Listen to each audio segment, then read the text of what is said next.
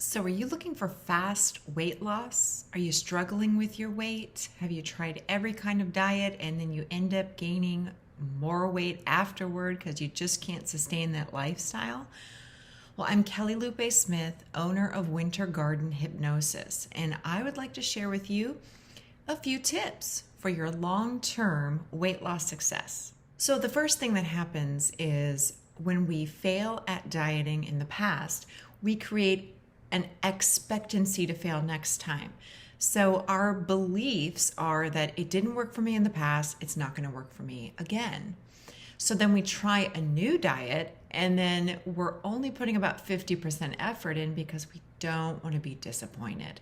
So this is called a negative expectancy. So first of all, that negative expectancy does need to shift. It needs to be a positive expectancy.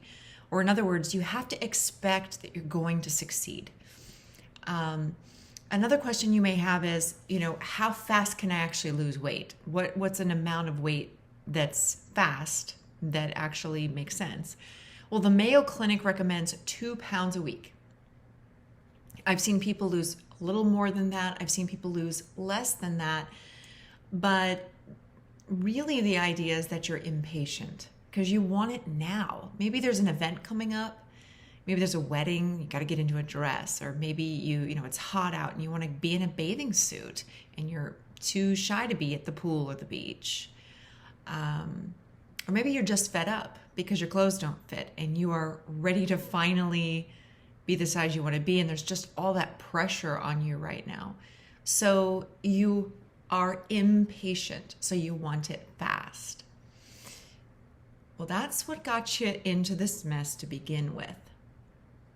So the second rule is patience.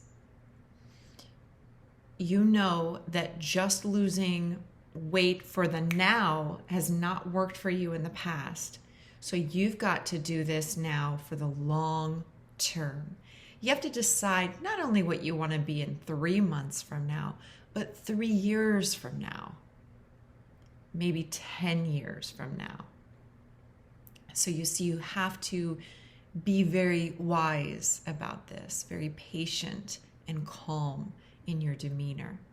So that internal intensity that makes you want to do 110% and do it all perfect so you get there fast, you've got to just let that go and focus on a long-term goal. There are some right or wrong questions that people often ask. And some of the wrong questions that people ask about this is, why me?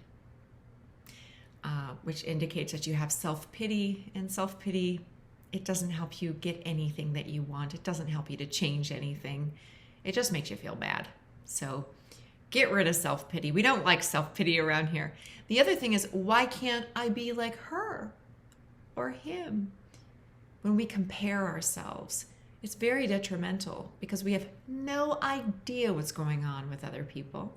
We can only know what's going on inside of us. But we can be very curious about their habits and about their attitude toward weight loss and fitness. We can get a wonderful education on what their point of view is on exercise or how they feel about exercise, and then easily copy those attitudes because they've already proven that it does work. Another not good question is, what's wrong with me? Why is this happening to me? What's wrong with me? Well, nothing's wrong with you. Usually there isn't anything wrong with you unless there is something physically wrong and a doctor's let you know, or maybe you need to get diagnosed with a thyroid issue or some other kind of problem, maybe a medication. Some medication makes it harder to lose weight. But if those aren't actually going on, nothing's wrong with you. You're perfectly normal. Anybody who focuses for a long time on what they cannot have ends up wanting it all the more. You are not your body. You are not your choices even. You're not even your beliefs. So none of this is ingrained into your personality, the bad habits of the past.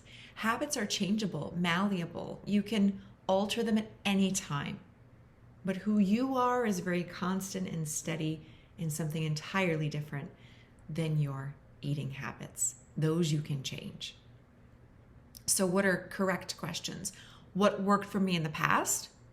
What worked for so-and-so celebrity? If I knew I wouldn't fail, what do I really want?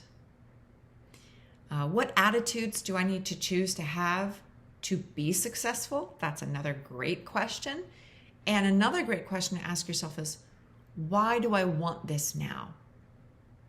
So these kinds of thought patterns and these kinds of questions really track your mind either into negative, desperate sort of thinking or into positive, it's possible and successful thinking.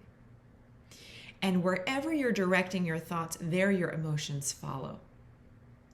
So choose your thoughts wisely, choose your questions wisely, and stop dieting. All of those fad diets, they just don't work. It's now time for you to learn how to live like a thin person. Think like a thin person. Treat yourself like a thin person treats themselves in a healthy way. To have the self-esteem of a thin person. You can have that right now, exactly as you are. So there's an article here. Read on for more helpful tips. If you need help, we offer hypnosis to help you to lose weight and change your habits. Look on our website for all the before and after pictures and stories. It really works, and you can begin with a free 30-minute screening, and we'll let you know if hypnosis is right for you. Contact us right now and schedule yours. I look forward to meeting you.